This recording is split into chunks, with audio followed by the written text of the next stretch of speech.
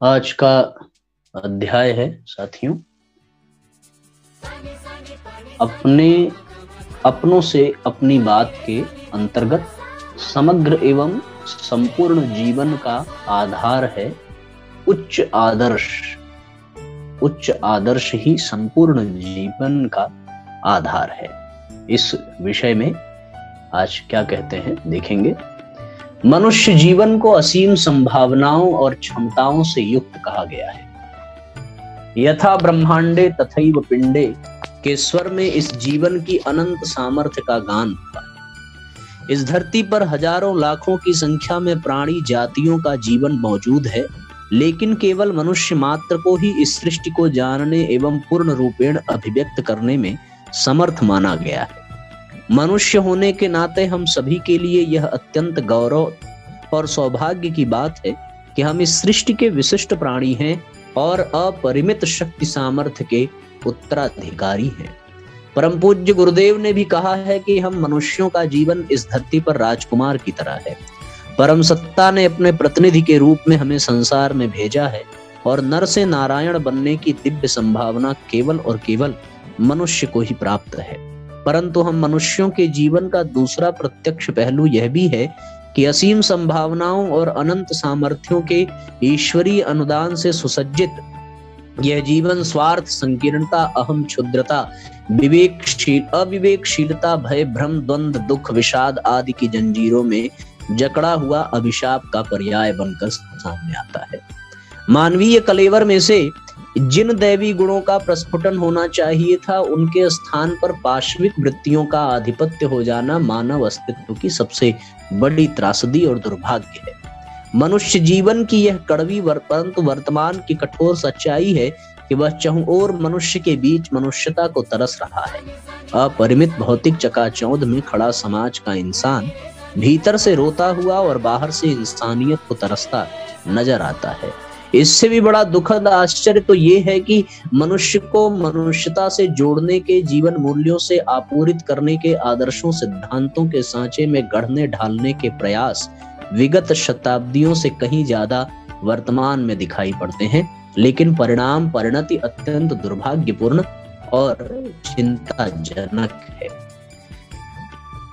ऐसे में यह उत्तरदायित्व तो उन सभी के कंधों पर आ जाता है जो मनुष्य मात्र के कल्याण, उत्थान और विकास की दिव्य प्रेरणा से पूरी संकल्पित हैं और सतत प्रयासरत हैं। आवश्यकता है कि इन प्रयासों की दिशा को परिवर्तित किया जाए और गहन समीक्षा पूर्ण तरीके से समस्या के केंद्र में पहुंचकर समाधान के सार्थक उपायों की ओर मानव मात्र के जीवन को मोड़ने का पुरुषार्थ किया जाए। हमारी दृष्टि में यह शुरुआत जीवन में सही आदर्श की खोज से होनी चाहिए। आदर्शों की डोर से बंधा जीवन कभी भी दिशाहीन एवं मूल्यहीन नहीं हो सकता। आदर्श फिर चाहे कोई व्यक्ति, व्यक्तित्व, विचार, सिद्धांत कुछ भी हो, परंतु आदर्श हो अवश्य, ताकि जीवन उनसे सतत प्रेरणा पथ और प्रकाश प्राप्त करते हुए सही दिशा से आगे बढ़े। लेकिन आदर्श को पहचाने कैसे, सही आदर्श का चयन कैसे करें? तो ध्यान रहे कि आदर्श हमारे जीवन की पराकाष्ठा का पर्याय है। जितना ऊंचा, महान, पवित्र आदर्श होगा, उतनी ही जीवन ऊंचाई पर पहुंच पाएगा। जीवन की अपनी ही प्रकृति, प्रवृत्ति और गति है। इसमें जो जब जैसे बीज डालेंगे उसी के अनुरूप परिणाम प्रस्तुत होंगे। घटिया और ओछे आदर्शों के बीज बोकर हम जीवन को कभी भी ऐसे उच्च विचारों और भावनाओं से नहीं जोड़ सकते जहां से मानवीय गरिमा और गुण प्रकाशित होते हैं। इसलिए आदर्श हमेशा बड़ा, महान, उच्च और श्रेष्ठतम ही चयन करना चाहिए। आदर्श ऐसा हो जो हमें जीवन की सही दिशा दे सके। जब भी हम विपरीतताओं, विषमताओं और संघर्ष में, चुनौतियों के भंवर में फंसे हों, स्वयं को सब ओर से असहाय, बेबस ही महसूस कर रहे हों, तब हमारा आदर्श ही एकमात्र वह शक्ति स्रोत होता है जो हमें इन सारे अंतः बाह्य झंझावातों से बाहर निकाल सकता है। इसलिए जीवन में आदर्श का स्थान अवश्य होना चाहिए और आदर्श भी ऐसा हो जिस पर हमारा संपूर्ण विश्वास, अटूट आस्था और श्रद्धा, समर्पण की भावना इतनी सुदृढ़ हो कि इसके लिए आवश्यकता पड़ने पर जीवन भी उत्सर्ग किया जा सके। आदर्श की छाह में पोषित, आदर्श के प्रकाश से प्रकाशित जीवन ही संपूर्णता और समग्रता का लक्ष्य प्राप्त कर सकता है। इसके साथ यह भी अनिवार्यता है कि आदर्श के चयन करने में स्वयं के जीवन का आकलन संपूर्णता और व्यापकता में किया जाए। जीवन के लिए लौकिक और अलौकिक, भौतिक और आध्यात्मिक, स्थूल और सूक्ष्म सभी आयाम समान रूप से महत्वपूर्ण हैं। इनमें से किसी एक की उपेक्षा, अवहेलना का तात्पर्य है अस्तित्व की सच्चाई को नकारना और आत्मघाती दिशा में कदम बढ़ाना। अतः ध्यान रहे, आदर्श की विशालता में हमारे जीवन की व्यापकता का सहज समावेश संभव हो सके। आदर्श चयन की यह कसौटी उन लोगों के लिए भी है जिन्होंने अपने जीवन को किसी आदर्श से जोड़ लिया है या किसी को आदर्श बनाकर चल रहे हैं। सामान्यतया लोग कई बार अपने घर परिवार के सदस्यों, परिचितों या टेलीविजन, फिल्म, खेल आदि से जुड़ी हस्तियों को अपना रोल मॉडल मानकर चलते हैं। इसमें कोई बुराई भी नहीं है। सत्प्रेरणाएं जहां से मिलें ग्रहण करने योग्य है, परंतु ये सदैव ध्यान रखा जाए कि इन प्रेरणाओं से बाहर भी जीवन का कोई हिस्सा छूट तो नहीं रहा।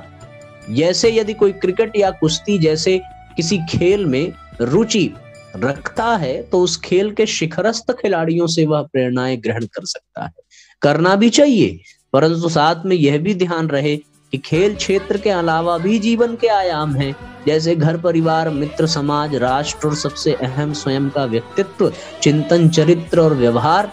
ये सभी हमारे जीवन से जुड़े अनिवार्य पहलू। इनकी उपेक्षा हम कदापि नहीं कर सकते और इनसे भी एक कदम आगे बढ़कर जीवन का आत्मिक विकास है। जीवन में आदर्श का मूल प्रयोजन इसी आत्मिक विकास की यात्रा को पूर्ण करना है। ऐसे में यदि हमारा आदर्श एकांगी, संकीर्ण और साधारण स्तर का है तो उसी अनुपात में हमारे जीवन की संभावनाएं और विकास प्रक्रिया सीमित हो जाती है। आदर्श के समानांतर ही विचारों, कल्पनाओं और जीवन की ऊंचाई होती है। छोटे एवं ओछे आदर्श से ऊंचे एवं महान जीवन की कल्पना बेईमानी है। सच्चे आदर्श में जीवन की संपूर्णता, व्यापकता और सर्वोच्चता की विशेषताएं मौजूद होती।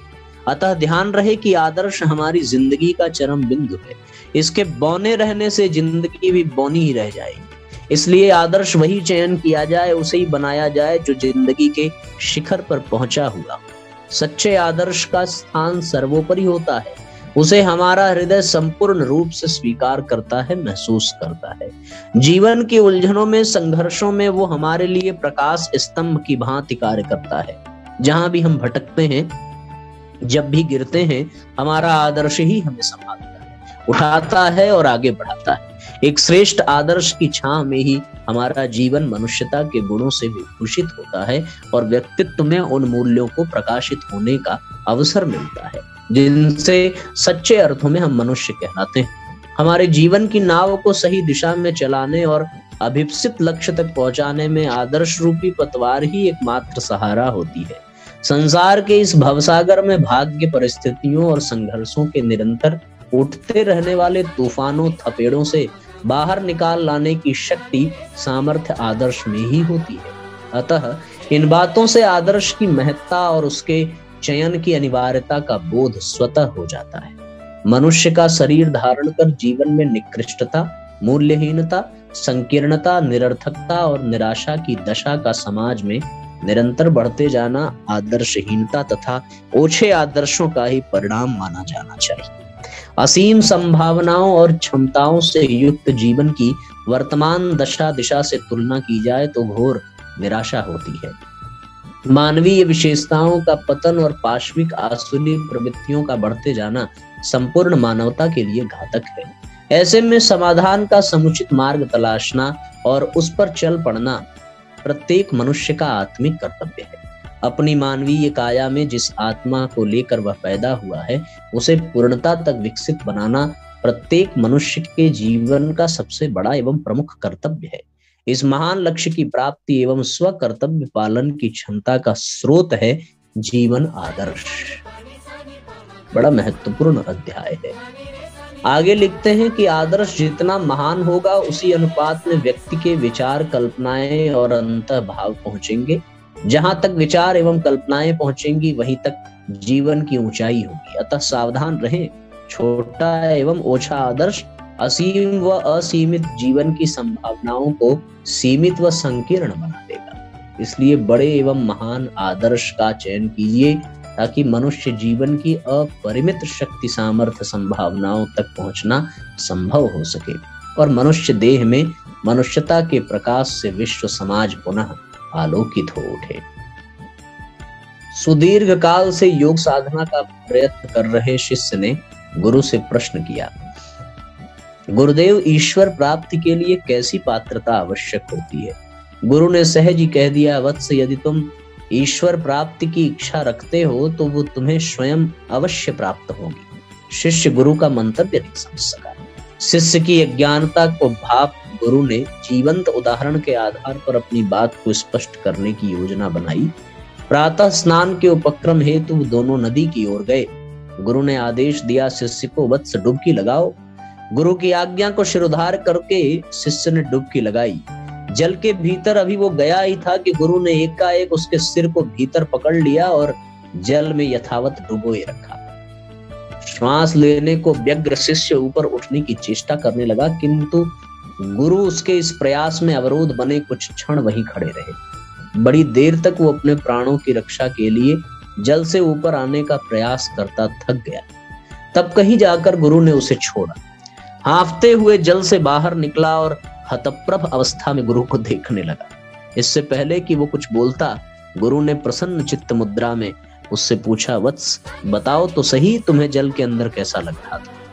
हड़बड़ाई स्थिति में संभला शिष्य कहने लगा, उफ, एक श्वास लेने के लिए मेरा जी निकल था। गुरु ने अपनी बात आगे बढ़ाते पुनः प्रश्न किया, क्या ईश्वर के लिए भी तुम्हारी इच्छा उतनी ही प्रबल है? अपनी अवस्था को कुछ देर विचार कर शिष्य ने उत्तर दिया, नहीं गुरुदेव। शिष्य के नैराश्य भाव को तिरोहित करते हुए गुरुदेव ने कहा, वत्स, ईश्वर प्राप्ति के लिए भी तुम्हारे भीतर वैसी ही उत्कट इच्छा होनी चाहिए जैसी कि अभी प्राणों के लिए थी, और तभी तुम्हें ईश्वर के दर्शन होंगे। शिष्य को अपनी असफलता का कारण और ईश्वर प्राप्ति का उपाय प्राप्त हो गया। गुरुदेव का आशीष प्राप्त कर वह पुनः सच्ची लगन के साथ साधना में तल्लीन हो गया। जगत की यात्रा है आध्यात्म। इसके अंतर्गत लिखते हैं, ईश्वर कौन है, कहां है, कैसा है? ईश्वर को कहां खोजूं, कैसे खोजूं? मैं देवालय में हो आया, मैं तीर्थों में भी हो आया, पर फिर भी मुझे आत्म उपलब्धि नहीं हो सकी। मुझे परमात्मा की अनुभूति नहीं हो सकी, मुझे साक्षात्कार नहीं हो सका। आखिर क्यों? शास्त्रों में तो तीर्थ यात्रा, तीर्थ दर्शन, देव दर्शन आदि की बड़ी महिमा गाई गई है, पूजा की, प्रार्थना की बड़ी महिमा गाई गई है। मैंने ये सारे धार्मिक कृत्य किए, फिर भी मुझे आत्मोपलब्धि आज तक हो ही न सकी। आखिर क्यों? ये सारे सहज व स्वाभाविक प्रश्न हैं जो अक्सर हमारे मन में उठा करते हैं। आखिर हमसे भूल कहां और कैसे हो रही है? सचमुच इस जीवन का मुख्य लक्ष्य ही है मुक्ति व आनंद को पाना, और इसी लक्ष्य की प्राप्ति के लिए हम धर्म के, आध्यात्म के मार्ग पर चलते हैं। ऐसा लगता है कि हमारे चलने के तरीके में ही अवश्य कोई खोट है, कोई कमी है, जिसके कारण हम उस मार्ग पर चलते हुए भी मंजिल तक नहीं पहुंच पा रहे हैं। यात्रा के अंतिम पड़ाव मोक्ष, मुक्ति व आनंद तक नहीं पहुंच पा रहे हैं। मात्र चलते हुए दिखना ही उस मार्ग पर चलना नहीं है। इस संदर्भ में एक रोचक कथा आती है। एक बार एक नाव में कुछ लोग रात्रि को सवार हुए। उनमें से एक व्यक्ति रात भर उस नाव को खेता रहा, पतवार चलाता रहा। उधर पूरी रात नाव खेते गुजर गई। भोर हुआ, सूर्य की लालिमा प्रकट हुई। तभी उन सब की नजर उस स्थान पर गई जहां वे रात भर नाव खेने के बाद पहुंच पाए थे। आश्चर्य, घोर आश्चर्य, वे सभी अभी भी वही थे जहां से उन्होंने यात्रा शुरू की थी। पर भला ऐसा हुआ कैसे? दरअसल नाव समुद्र के किनारे लगे हुए एक खूंटे से, एक लंबी रस्सी से बंधी थी। रात के अंधेरे में लोगों ने उस रस्सी को देखा नहीं। नाव रस्सी में बंधी है, इस ओर उनका ध्यान ही न गया। वे नशे में धुत रात भर पतवार चलाते रहे, पर रस्सी से बंधी हुई नाव वहीं तक जा पाई जहां तक रस्सी जा सकती थी। यदि वह रस्सी रात में ही खुल गई होती तो वे सारे सवार न जाने रातों रात कहां तक पहुंच जाते। शायद वे अपनी मंजिल तक पहुंच गए होते। हमारी यात्रा भी कुछ ऐसी ही है। हम धर्म के मार्ग पर, अध्यात्म के मार्ग पर वर्षों से चलते हुए दिख रहे हैं, पर पहुंच कहीं नहीं पा रहे हैं। ऐसा क्यों? क्योंकि हम भी बंधे हुए किसी बंधन से, किसी आसक्ति से, किसी रस्सी से। दुर्भाग्य ये है कि हम आसक्ति में बंधे रहकर ही मुक्ति का आनंद पाना चाहते हैं। हम बंधे हुए रहकर ही यात्रा पूरी करना चाहते हैं। हम यात्रा तो करते रहे हैं, पर बाहर की। हमें यात्रा बाहर की नहीं, अपने अंदर की करनी है। हमें यात्रा अंतर जगत की करनी है। हमें बाहर किसी का अनुकरण नहीं करना है, हमें बाहर किसी का अनुगमन नहीं करना है। बाहर के सभी रास्ते संसार में ले जाते हैं, अस्तु हमें अपनी ही आत्मा का अनुसरण करना है, अनुगमन करना है। हम ईश्वर को, परमात्मा को बाहर ढूंढते रहें, बाहर खोजते रहे, पर परमात्मा तो हमारे भीतर ही मौजूद है। हमारी आत्मा ही तो शुद्ध परिशुद्ध होकर, पुनीत व पावन होकर परमात्मा हो जाती है। पर हम तो स्वयं को एक देह मात्र मानते रहे हैं, एक शरीर मात्र मानते रहे हैं। इस देह में ऐसा क्या है जिसे हम परमात्मा मान लें? हाड़ मांस का शरीर है और वह शरीर भी शीघ्र ही मिट जाने वाला है। हमारा मन भी चंचल है, उस मन में भी कोई परमात्मा जैसा नहीं है। वस्तुतः शरीर तो हमारी आत्मा का आवरण मात्र है, शरीर आत्मा का वस्त्र मात्र है। शरीर और मन के पार चले जाने पर ही हमें अपनी आत्मा के दर्शन हो पाते हैं। जैसे एक छोटे से बीज में ही विराट वृक्ष समाया हुआ होता है, वैसे ही हमारे शरीर रूपी पिंड में स्थित आत्मा में ही ब्रह्मांड रूपी विराट परमात्मा समाया हुआ है। आत्मा में वह परमात्मा रूपी बीज अभी सुसुप्तावस्था में है, इसलिए हमें उसकी पहचान नहीं हो पा रही, हमें उसके दर्शन नहीं हो पा रहे, हमें उसके अनुभव नहीं हो पा रहे।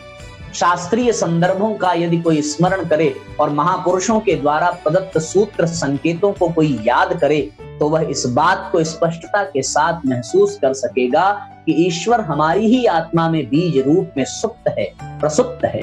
यदि हम कामना, वासना व आसक्ति के बंधनों को तोड़ दें, तो हमारी यात्रा उस ओर स्वयं ही बढ़ती हुई चली जाएगी। हमारा मंदिर की सीढ़ियों पर चढ़ना उतरना तो हुआ, पर कभी अपने भीतर चलना हुआ नहीं, अपने भीतर उतरना हुआ नहीं। आहा, क्या बात है! अपने अंदर ईश्वर को खोजना, निहारना कभी हुआ नहीं। वही करना अंतर जगत की यात्रा कहलाती है। हम अब तक धर्म के नाम पर, आध्यात्म के नाम पर कुछ चिन्ह पूजा कर्मकांड करते अवश्य रहे, उस मार्ग पर चलते हुए दिखते अवश्य रहे, पर संसार से भी बंधे रहे, आसक्ति से भी बंधे रहे, दुर्गुणों से भी बंधे रहे। स्वयं को हमने इन्हीं दुर्गुणों के माध्यम से संसार से भी बांध कर रखा। इसलिए देवालयों में जाकर भी, तीर्थों में जाकर भी, धार्मिक कर्मकांडों को करते हुए भी कुछ नहीं करते रहे, कहीं नहीं चलते रहे, बस बाहर ही बाहर चलते रहे। अंतर जगत की इस यात्रा पर महावीर भी चले, गौतम भी चले, आचार्य शंकर भी चले, गुरु नानक देव भी चले, मीरा, तुलसी, कबीर भी चले, सूर और रैदास भी चले, पर वे किसी से बंधे रहकर नहीं चले। वे संसार को अपने भीतर छिपा कर नहीं, बल्कि संसार को स्वयं के भीतर से मिटाकर, भुलाकर, आसक्ति के सारे बंधनों को तोड़कर चले।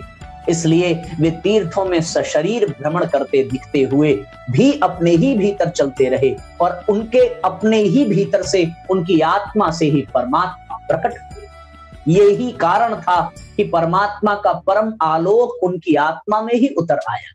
तभी तो वे जहां भी रहे, जैसे भी रहे, आनंद से भरे रहे, मस्ती में डूबे रहे, आसक्ति के बंधन से मुक्त रहे, सबको आनंदित करते रहे। वे स्वयं ही सच्चित आनंद हो गए।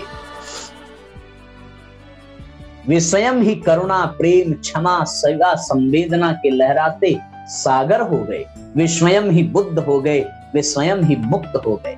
इसलिए श्रुति कहती है, शास्त्र कहते हैं, परमात्मा कहीं और विराजमान नहीं, वह तो प्रत्येक जीवात्मा के भीतर बीज रूप में विराजमान है। वह तो प्रत्येक चैतन्य के भीतर सोई हुई शक्ति है, जिसे उठाना है, जगाना है, उसका आविर्भाव करना और उसे जागृत करना है।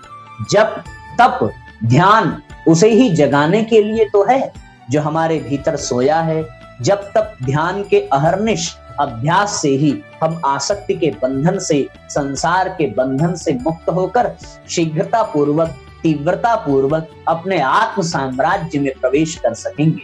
हम अपने भीतर उतर सकेंगे। ध्यान के निरंतर अभ्यास से अपने अचेतन मन का परिष्कार करते हुए मन के पार जा सकेंगे और अपने भीतर ही परमात्मा को प्रकट कर सकेंगे। ऐसा यदि हम कर सके तो हम अंतर जगत की अपनी यात्रा को पूरी कर सकेंगे।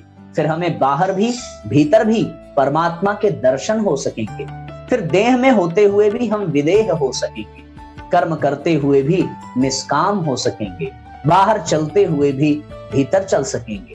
सर्वत्र परमात्मा ही परमात्मा के दर्शन हमें हो सकेंगे। उस स्थिति में देवालयों में, तीर्थों में, मंदिरों में, गिरजाघरों में, सूर्य चंद्र सितारों में, खुले अंतरिक्ष आकाश में, सागर की उठती लहरों में, गंगा की तरंगों में, हिमालय की धवल श्यामल चोटियों में, लहराते इतराते खिलते पुष्प वनस्पतियों में, पर्वत मालाओं में, नर नारी दीन दुखियों में, सर्वत्र परमात्मा ही परमात्मा के दर्शन हमें हो सकेंगे। अंतरिक्ष और आकाश का अपने ही भीतर दर्शन हमें हो सकेगा, दिग्दर्शन हो सकेगा अपने शरीर रूपी पिंड में ही। तब हमें ब्रह्मांड का दर्शन हो सकेगा। तब हम स्वयं ही सच्चित आनंद हो सकेंगे। हम स्वयं ही करुणा प्रेम संवेदना से भरा लहराता सागर हो सकेंगे। तब हम स्वयं ही कह सकेंगे ईश्वर सच्चित आनंद स्वरूप है, ईश्वर करुणा प्रेम का लहराता सागर है, ईश्वर यत्र तत्र सर्वत्र है। यह पूरा ब्रह्मांड ही ईश्वर का रूप है। ईश्वर ब्रह्मांड के कण कण में व्याप्त है, समव्याप्त है। उसे अपने भीतर प्राप्त कर लेना ही अध्यात्म है। अद्भुत अध्याय। मन गदगद हो गया, आत्मा खिलखिलाकर मानो हंस पड़ी इस अध्याय को पढ़कर। उस दिव्य सत्य को जानने का अनुभव मिला जो थोड़ा कटु अवश्य है, पर वास्तव में जीवन को धन्य बनाने वाला है। वास्तव में वो प्यार का सागर है। तू प्यार का सागर है, तेरी एक बूंद के प्यासे हम। तू प्यार का सागर है, तेरी एक बूंद के प्यासे हम। तू प्यार का सागर है। आइए साथियों, गायत्री मंत्र का उच्चारण करते हुए आज के सत्र को यहीं पर विराम देंगे। ओम भूर्भुवः स्वः तत्सवितुर्वरेण्यं भर्गो देवस्य धीमहि धियो यो नः प्रचोदयात्।